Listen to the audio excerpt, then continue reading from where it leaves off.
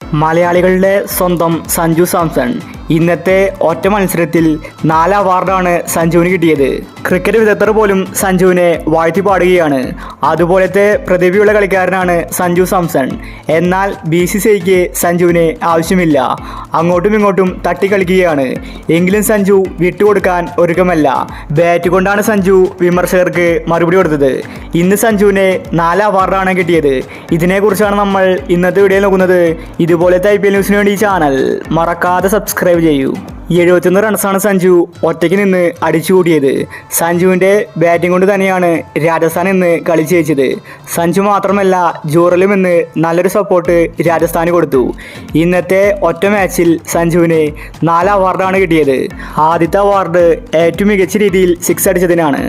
Super 6 match of the അവാർഡാണ് സഞ്ജുവിന് കിട്ടിയത്. രണ്ടാമത്തേത് മാൻ ഓഫ് ദി മാച്ചാണ് കിട്ടിയത്.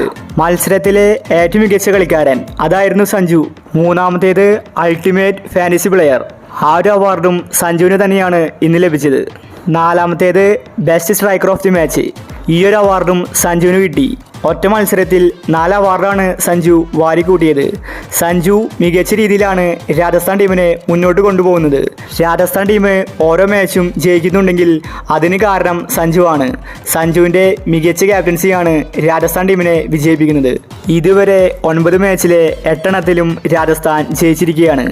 ഇന്നത്തെ വിജയത്തോടുകൂടി രാജസ്ഥാൻ പ്ലേ ഓഫ് ഉറപ്പിച്ചു. രാജസ്ഥാൻ ഇപ്പോൾ 16 പോയിന്റ് ഉണ്ട്.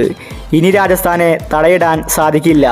ഇപ്രാവശ്യം കപ്പ് നേടാൻ ഉറച്ചു തന്നെയാണ് രാജസ്ഥാൻ ടീം വന്നിരിക്കുന്നത്.